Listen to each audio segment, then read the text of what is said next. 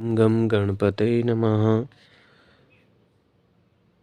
गीता जी में सगुण और निर्गुण की उपासना के लिए अर्जुन ने प्रश्न किया।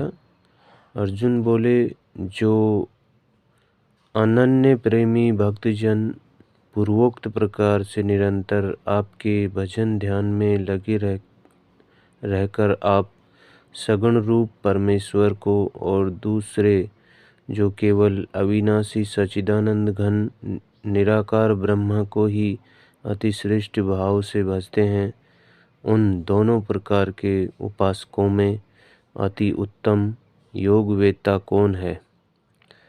श्री भगवान बोले, मुझ में मन को एकाग्र करके निरंतर मेरे भजन ध्यान में लगे हुए जो भक्तजन अतिशय श्रेष्ठ श्रद्धा से युक्त होकर मुझ सगुण रूप परमेश्वर को भजते हैं, वे मुझको योगियों में अति उत्तम योगी मान्य है।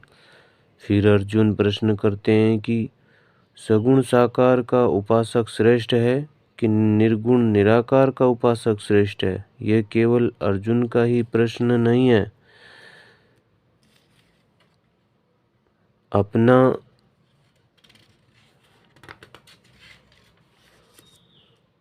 आज भी मानव के मन में ये प्रश्न उठते रहते हैं कि साकार भगवान की उपासना ठीक है कि निराकार की उपासना ठीक है।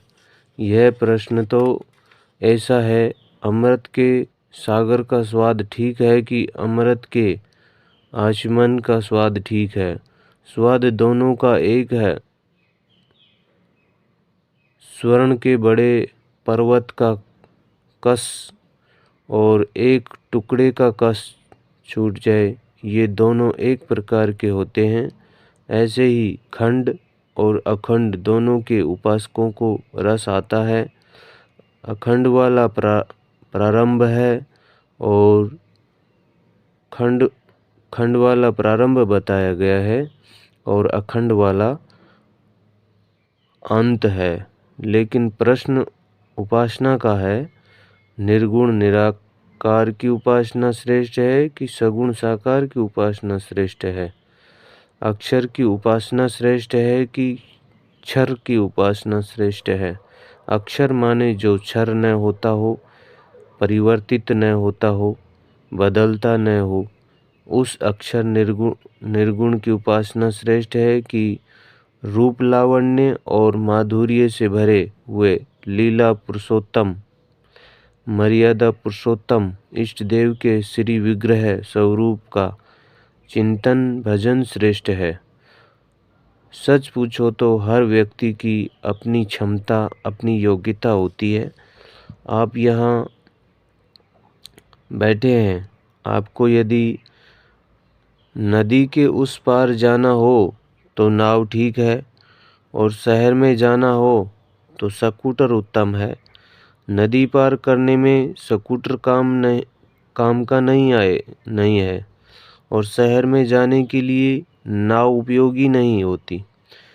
यहाँ से अगर कहीं 20 किलोमीटर जाना हो तो बस उत्तम है, दिल्ली जाना हो तो ट्रेन उत्तम है, यहाँ से अमेरिका जाना हो तो हवाई जहाज़ उत्तम है।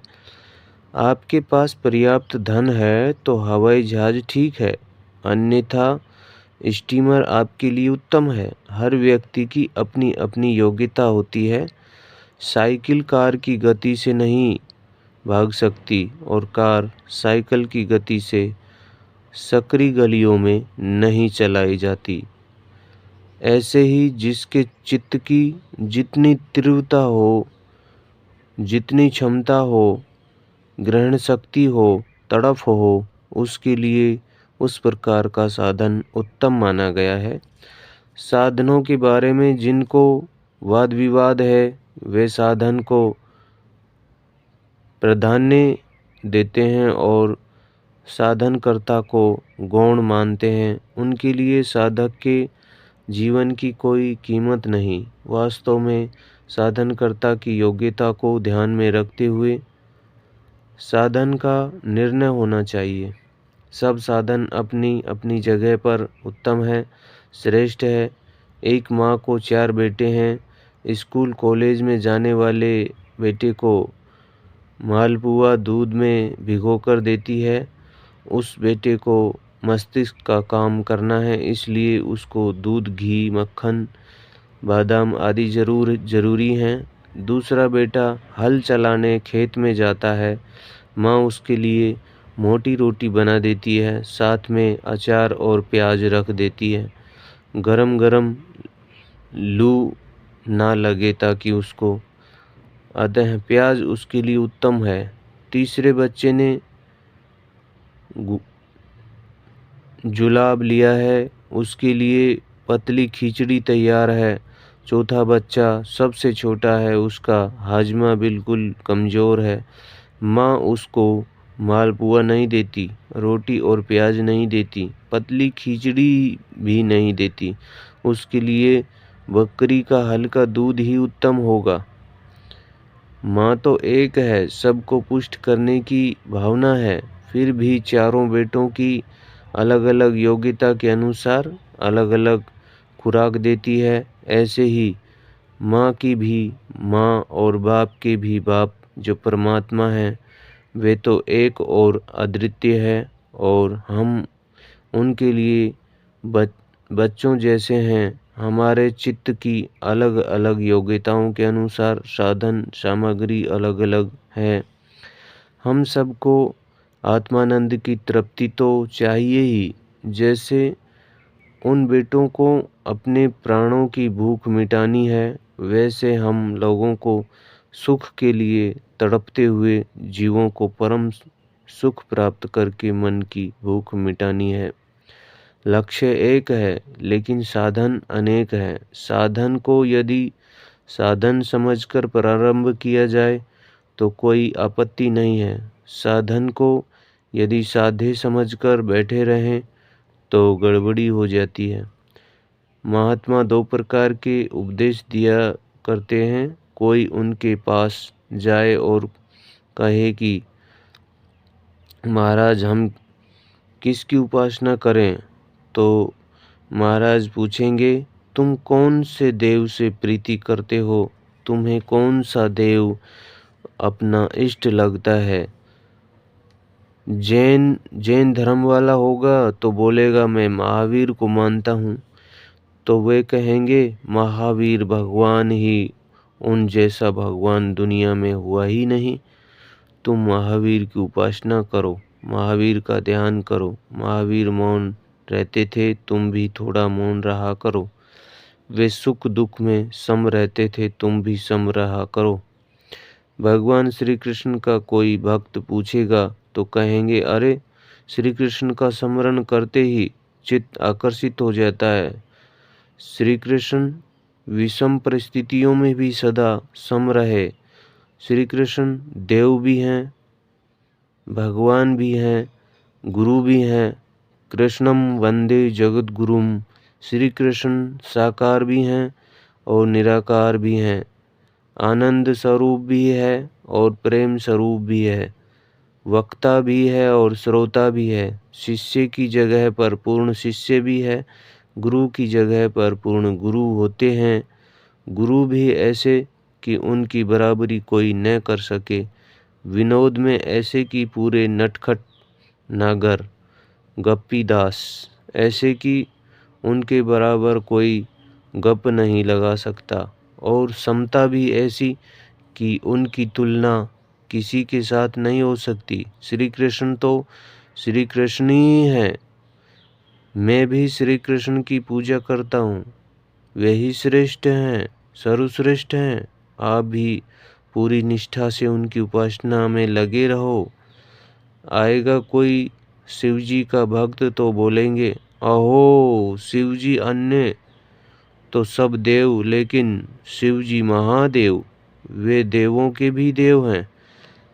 जगे हुए आत्मनिष्ठ महापुरुष जिस इष्ट में आपकी श्रद्धा होगी, उस इष्ट के प्रति आपकी भावना विशेष रूप से जागृत करते हैं। लोग बोलते हैं अंधश्रद्धा, किसी चीज़ को देखकर मान लो, उसका गुण जानकर उसका स्वाद चखकर बाद में उसका चिंतन करो, इसमें कोई बड़ी बात नहीं है। लेकिन जिसको हम मिले नहीं, जिसको देखा नहीं, जिसके गुण जाने नहीं, उसको यदि प्यार करते हो, उसका स्मरण करते हो, चिंतन करते हो, तो यह अधिक योग्यता का चिन्ह है। बिना श्रद्धा के, बिना भाव के यह योग्यता आती नहीं। भगवान यहाँ कहते हैं कि जो परम श्रद्धालु नित्य युक्त रहकर मुझ में अपना मन लगाते हैं, मेरी उपासना करते हैं, वे मेरी दृष्टि से उत्तम योगवेता है। पूजा उपासना का लक्ष्य यदि परमात्म प्राप्ति नहीं है और पुजारी होकर 300 रुपये की नौकरी करते रहे, मूर्ति की सेवा पूजा करते रहे, तो भी जीवन में कोई फर्क नहीं पड़ेगा। मूर्ति की सेवा पूजा उपासना में यदि प्रेम है, भावना है, लक्ष्य ईश्वर प्राप्ति का है, तो वह उपासना खंड की होते हुए भी हृदय में अखंड चैतन्य की धारा का स्वाद दे देगी। मूर्ति में भी अखंड चैतन्य की चमक देखते हैं तो जीवन उपासना में बन जाता है। श्रद्धा माने अंधविश्वास नहीं, अपितु विश्वास की एक पराकाष्ठा। बिना देखे उस वस्तु का चिंतन हो और अन्य चिंतन खो जाए, उसका नाम है श्रद्धा। ईश्वर का चिंतन करते करते जगत का चिंतन खो जाए, आपकी उपासना चाहे राम की हो, चाहे रहीम की, कृष्ण की हो, चाहे क्राइस्ट की, महावीर की हो, चाहे बुद्ध की, देवी की हो, चाहे देवता की, लेकिन उपासना का फल है राग द्वेष कम होना। जगत की इच्छाएं वासनाएं कम होती जाए, राग द्वेष कम होते जाएं, बिना इच्छा वासनाओं के निरामय स्वाद के द्वार खुलते जाएं। यही सारी साधनाओं और उपासनाओं का फल है। सर्व कर्माखिलम पार्थ ज्ञाने समाप्यते। राग द्वेष जब कम होता है, तब अंदर ही ज्ञान का दरिया, सुख का सागर छलकने लगता है।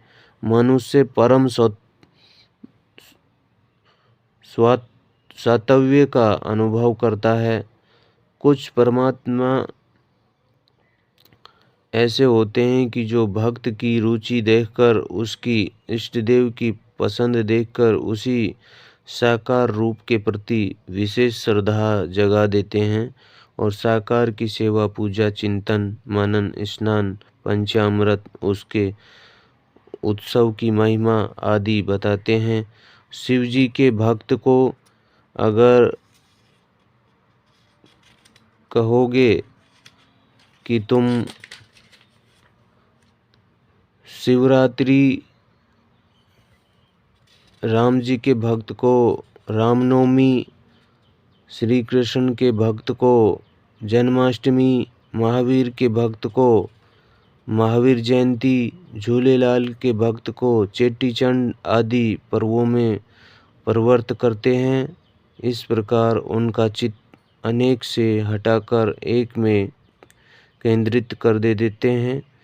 कुछ महात्माओं से पूछो कि महाराज ईश्वर क्या है, कहाँ है, कैसे है, क्या कहते हैं, तो वे बोलेंगे मैं ही परमात्मा हूँ, तेरे सामने उपस्थित हूँ, मेरी ही पूजा कर, मुझे ही देख, मुझे ही समझ, मैं जो करता हूँ वह उचित है और जो नहीं करता हूँ वह गलत है। भगवान श्री कृष्ण इस प्रकार के महात्मा हैं। अर्जुन को वे कहते हैं कि तू मेरा ही पूजन कर, मेरा ही यजन कर, मेरा ही भजन कर, तू मेरे परायण हो जा।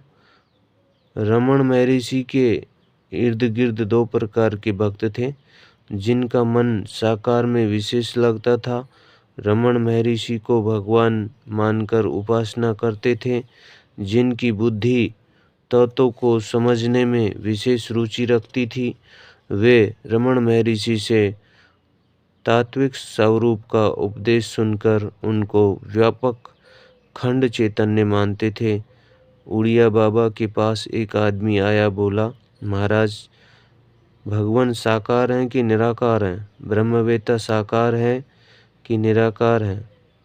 महाराज बोले, यह जो शरीर दिखता है वह आप हैं कि शरीर में छिपा हुआ जो आत्मा है वह आप हैं? महाराज ने कहा, पागल, मैं दोनों हूँ। मैं शरीर को छोड़कर ब्रह्म नहीं हूँ, शरीर सहित ब्रह्म हूँ। यह शरीर भी ब्रह्म है। शरीर को बाधित करने की प्रक्रिया तो जिज्ञासुओं को दी जाती है। नाम और रूप को बाधित करा के उन्हें तत्व का उपदेश दिया जाता है ताकि वे कहीं संसार में फंस न जाएं। जिज्ञासु जब ऊंचा उठता है और आखिरी घड़ियों में आता है, तब उसको कहा जाता है कि सर्व खलविदम ब्रह्म। जब सब कुछ ब्रह्म है तो यह शरीर अब्रह्म कैसे हुआ? कई लोग कहते हैं कि गुरु तो तत्व है, गुरु तो चिन्मय वपु है। गुरु तत्व है तो गुरु का शरीर क्या भूत है? चिदानंद में देह तुम्हारी, विगत विकार कोई जाने अधिकारी। जब सब ब्रह्म है, व्यक्त और अव्यक्त ब्रह्म है, तो महाराज की देह अब्रह्म कैसे हुई? गुरु को केवल तत्व मानकर घर में ही प्रणाम कर देते हैं, गुरु के पास जाना टालते हैं। वे लोग अपने आप से धोखा करते हैं, उनका अहम बचने की कोशिश करता है। गुरु के सामने झुकने में डर लगता है। ऐसी कौन सी जगह है जहाँ गुरु नहीं है? ऐसा कहकर लोग घर में ही बैठे रहते हैं। वासनाओं को पोषने का यह एक ढंग है। पत्नी के बिस्तर पर जाएंगे लेकिन गुरु के स्थान पर नहीं जाएंगे। गुरु को केवल तत्व मानकर उनकी देह का अनादर करेंगे तो हम नुगरे रह जाएंगे। जिस देह में वह तत्व प्रकट होता है, वह देह भी चिन्ह में आनंद स्वरूप हो जाती है। समर्थ रामदास जी का आनंद नामक एक शिष्य था। वे उसको बहुत प्यार करते थे। अन्य शिष्यों को यह देखकर ईश्वरीय ईर्ष्या होने लगी। वे सोचते, हम भी शिष्य ही हैं, हम भी गुरुदेव की सेवा करते हैं, फिर भी गुरुदेव हमसे ज़्यादा प्यार और आनंद हमें नहीं देते। एक बार समर्थ रामदास ने एक युक्ति की। अपने पैर में एक कच्चा आम बांधकर ऊपर कपड़े की पट्टी लगा दी। फिर पीड़ा से चिल्लाने लगे, पैर में फोड़ा निकला है, बहुत पीड़ा करता है। आह आह ऊह करने लगे। कुछ दिनों में आम पक गया और उसका पीला रस बहने लगा। गुरुजी पीड़ा से ज़्यादा कराहने लगे। सब शिष्यों को बुलाकर कहा, अब फोड़ा पक गया है, फट गया है, उसमें से मवाद निकल रहा है। मैं पीड़ा से मरा जा रहा हूँ, कोई मेरी सेवा करो। यह फोड़ा अपने मुंह से कोई चूस ले तो मिट सकता है। सब शिष्य एक दूसरे का मुंह ताकने लगे, बहाने बनाने लगे। एक एक करके सब खिसकने लगे। शिष्य आनंद को पता चला, वह तुरंत आया और गुरुदेव के पैर को अपना मुंह लगाकर फोड़े का स्वाद चूसने लगा। गुरुदेव का हृदय भर आया। बोले, बस आनंद, बस, मेरी पीड़ा चली गई। मगर आनंद ने कहा, गुरुजी, सब क्या छोड़ूं? ऐसा माल मिल रहा है, फिर छोड़ूं कैसे?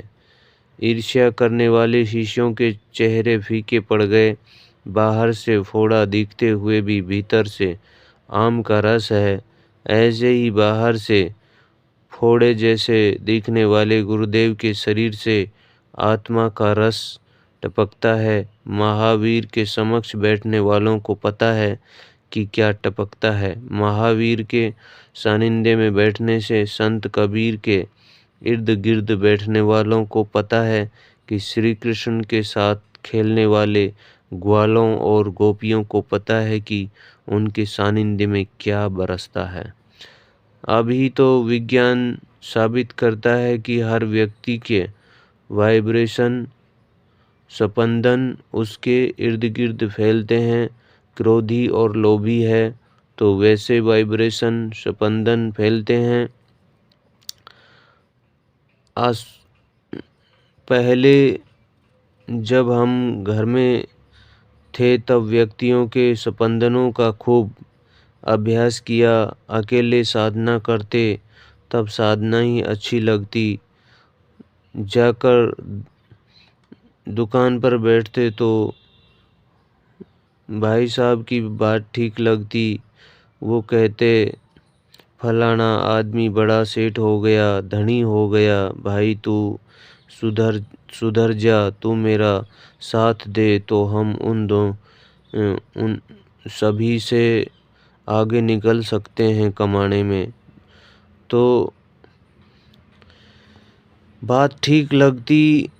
कहीं किसी जगह संगत सत्संग में जाके बैठता या सुनता तो सत्संग की बातें अच्छी लगती। जैसे लोगों के संपर्क में आता था वैसा ठीक लगता। पानी का रंग कैसा जिसमें मिलाओ तैसा, जैसा संग करते हो वैसा रंग लग जाता है। आप मांसाहारी दुराचारी का संग करो, कुछ दिन उनकी बातचीत में रुचि रखो तो आपको लगेगा कि मांस खाने में कोई आपत्ति नहीं है। भगवान ने खाने के लिए ही तो मांस बनाया है। आप जैसा संग करेंगे वैसी आपकी रुचि बन जाएगी और उस रुचि को तृप्त करने के लिए बुद्धि तर्क दे देगी। नेताओं का संग करोगे तो जगत को सुधारने के विचार आ जाएंगे। जगत तो सुधरे या न सुधरे लेकिन अहंकार की सजावट तो हो ही जाएगी। आप साधकों का संग करोगे तो आप में साधक की नम्रता आ जाएगी। भक्तों का संग होगा तो आप वृंदावन में जाओगे और कुछ ही दिनों में राधे राधे करने लग जाओगे। गंगा किनारे जाओगे तो गंगे हर बोलने लगोगे। नर्मदा किनारे जाकर नर्मदे हर पुकार कर जल में गोता मारोगे।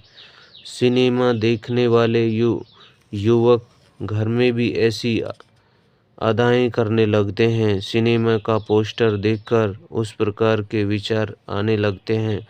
पर्दे पर दिखने वाली अदाएं वास्तविक नहीं है। निर्जीव फिल्म की पट्टियों और प्रकाश की यह करामात है। ऐसे ही निर्जीव चित्रों को देखकर भी लोग उस प्रकार के जीवन में ढल जाते हैं। कोई जिंदे सद्गुरु अगर मिल जाएं और उनके हाव भाव, निसंगता, निर्लेपता, सरलता, स्वाभाविकता, निर्दोषता, प्रसन्नता, निज आनंद की मस्ती आदि आदि हम देखें, उनकी अमृत वाणी सुने और उस प्रकार हमारा जीवन भी ढलने लगे तो परम सौभाग्य है। ज्ञानी महापुरुष के संग में आकर हमें भी लगता है कि जीवन में ज्ञान तो पाना चाहिए, आत्म साक्षात्कार, आत्मा का अनुभव तो करना ही चाहिए। जैसा संग वैसा रंग। आप जिसका संग करते हो उसकी आकृति नहीं लेते हो, लेकिन उसके वाइब्रेशन, स्पंदन एवं उसके गुण जरूर लेते हो। परब्रह्म परमात्मा का चिंतन करने से हम हम भी परब्रह्म परमात्मा में ही हो जाते हैं। आप चिंतन किसका करते हैं? मूर्ति में पाषाण बुद्धि करते हैं कि ईश्वर बुद्धि करते हैं? यदि ईश्वर बुद्धि करते हैं तो आपकी उपासना ठीक है। महावीर की प्रतिमा को आप संगमरमर की मूर्ति समझते हो कि भगवान महावीर समझते हो? जैसी भावना वैसी सिद्धि। आपका आत्मचिंतन जैसे जैसे आगे बढ़ेगा वैसे वैसे अन्य चिंतन टूटते जाएंगे। इतर चिंतन ही दुखदायी है। ब्रह्मा साक्षात्कार के बाद भी यदि खंड के चिंतन में नहीं रहे, ब्रह्मानंद में नहीं रहे, तो मन कुछ और चिंतन में लग जाता है, मनोराज चालू हो जाता है। चिंतन राग से होता है और द्वेष से भी होता है। जिस चीज़ से आपको सुख मिला है उसका स्मरण आता है तभी भी चिंतन होता है, और जिस चीज़ से आपको दुख मिला है या दुख मिलेगा उसका भी चिंतन होता है।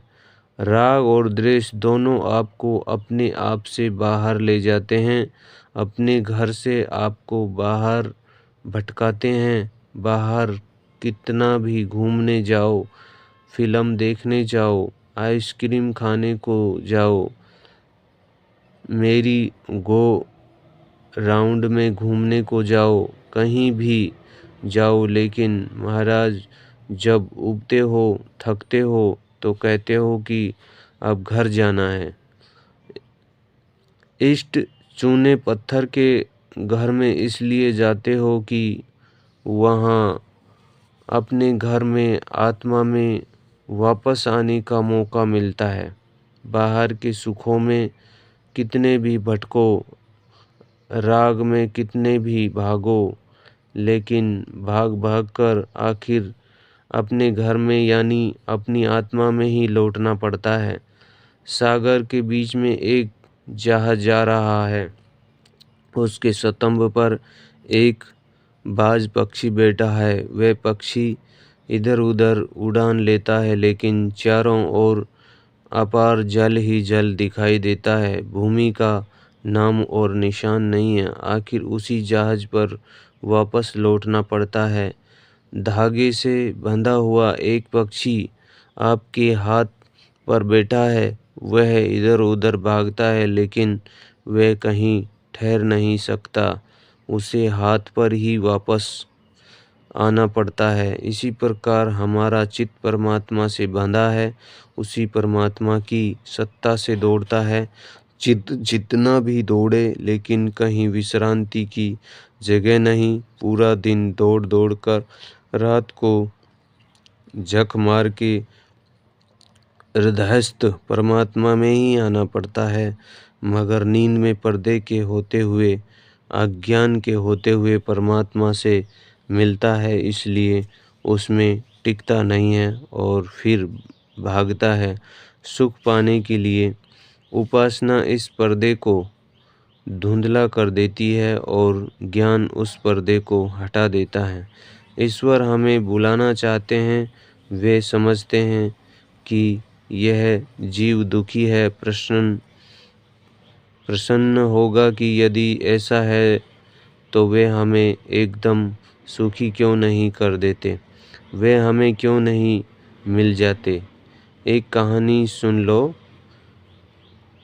कहानी है, कल्पित भी हो सकती है, लेकिन सत्य समझाने के इशारे हैं। इसमें एक बार लक्ष्मी जी पृथ्वी पर आई। लोग बैठे थे, आलसी थे। कह दिया माँ की जय हो। लक्ष्मी जी ने उन सब के घर सोने से भर दिए। यह देखकर पृथ्वी रोती रोती लक्ष्मी जी के पास आई और बोली, आप मेरे बच्चों के साथ अन्याय कर रही हो। पगली कही कि मुझे तू रोकने टोकने आई है, मैं तेरे बच्चों से अन्याय कर रही हूँ। वे माँ करते हैं और मैं एकदम उनका घर सोने से भर देती हूँ, उन्हें धन से संपन्न कर देती हूँ। भगवती, वे थोड़ा सा मांगें और आप धन के ढेर लगा दोगी, तो उनमें छुपी हुई जो पुरुषार्थ की शक्ति है वह विकसित नहीं होगी। वे पराधीन हो जाएंगे, भिखमंगे हो जाएंगे, स्वामी नहीं बन पाएंगे, पुरुषार्थ करने की योग्यता नष्ट हो जाएगी। मैया, आप तो नारायण के चरणों में शोभा देती हैं, जो आत्मारामी हैं। ये लोग जो विषयरामी हैं, वे जो मांगे वह उन्हें देती जाओगी, तो मेरे उन बच्चों का सत्यानाश हो जाएगा। लक्ष्मी जी ने सुनी अनसुनी कर दिया। कुछ ही दिनों में घर घर में सोने की थालियाँ, सोने के कटोरे, सोने के घड़े आदि सब सोना सोना ही हो गया। लोगों ने सोचा कि हमारे घर में इतना सोना है, अब खेत में जाने की ज़रूरत क्या है, हल जोतने की ज़रूरत क्या है, इतना सारा सोना तो अब मजदूरी कौन करे। बारिश आई, लोगों ने हल ने जोते, दाने ने बोए, घर में जो अनाज पड़ा था वह खाते रहे, आलसी होकर बैठे रहे। खेत सब जंगल हो गए, धान्य आदि कुछ पका नहीं। बारिश गई तो हाय हाय लोग आक्रांत करने लगे। अनाज के बिना छाती पर सोना रखते रखते मर गए। पृथ्वी रोती रोती ब्रह्मा जी के पास पहुंची और कहा, ब्राह्मण, लक्ष्मी जी को पृथ्वी पर आने का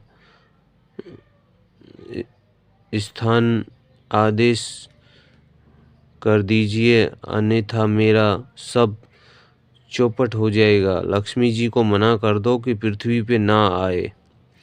ब्रह्मा जी ने समाधि लगाकर सब हाल देखा। हाँ, उचित है।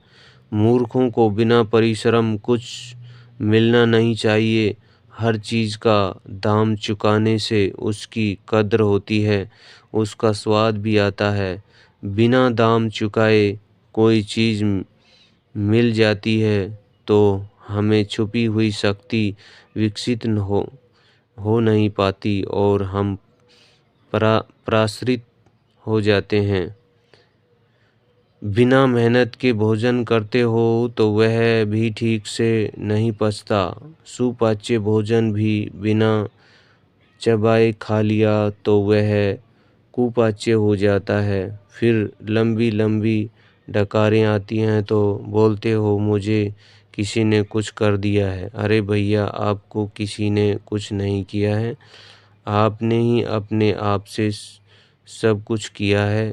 बिना चबाए भोजन खाया, पेट भर और फिर तुरंत सो गए तो और क्या होगा। भोजन के बाद थोड़ा टहलना भी चाहिए। परिश्रम इस सृष्टि का नियम है, प्रकृति का यह नियम है कि जो चल से पैदा हुआ है उसको ठीक करने के लिए भी चल रखना पड़ता है। प्रकृति का स्वभाव है कि चल, मन का स्वभाव है किसी ने किसी का चिंतन करना। जिस किसी का चिंतन करते हो तो भगवान बोलते हैं मेरा ही चिंतन कीजिए न। जब किसी न किसी उपासना करते हो तो पैसों की, पत्नी की, पुत्र की, मकान की, दुकान की, तो भगवान कहते हैं मेरी उपासना कीजिए न। शरीर का जन्म ही कर्म से हुआ है। ज्ञानी हो चाहे अज्ञानी, यह शरीर एक क्षण भी क्रिया के बिना नहीं रह सकता। कहते हैं कि बड़े बड़े संत कुछ भी नहीं करते, ऐसे ही चुप बैठे रहते हैं समाधि में, तो वे समाधि भी तो करते ही है ना। कुछ भी नहीं करेंगे तो मन मनोराज में चला जाएगा। मनोराज हटाने के लिए प्रणव ओम का जप करते हैं, बाद में जप छोड़ने का भी जप करते हैं। जब छूट जाता है, कुछ न करने का क्षण आता है, तब खबरदारी रखते हैं कि मनोराज तो नहीं हो रहा है, तंद्रा तो नहीं आ रही है, नींद तो नहीं आ रही है, रसास्वाद तो नहीं आ रहा है। संक्षेप में आपको कुछ न कुछ करना ही पड़ेगा, पुरुषार्थ करना ही होगा। आलस्य का नाम वेदांत नहीं है। कर्म करो और उसमें सुख बुद्धि न रखो। कुछ पाने की इच्छा से या शत्रु को दुख पहुँचाने की इच्छा से कर्म न करो। कर्म करना आपका स्वभाव है। हमारा मन चिंतन किए बिना नहीं रह सकता। चिंतन या तो राग से होगा या द्वेष से होगा, प्रेम से होगा या भय से, स्नेह से होगा या घृणा से। किसी से प्रीति भी न हो और घृणा भी न हो, फिर भी अंतःकरण का ऐसा स्वभाव है कि चिंतन होता ही है। यह चिंतन हमें अपने आप से बाहर ले जाता है।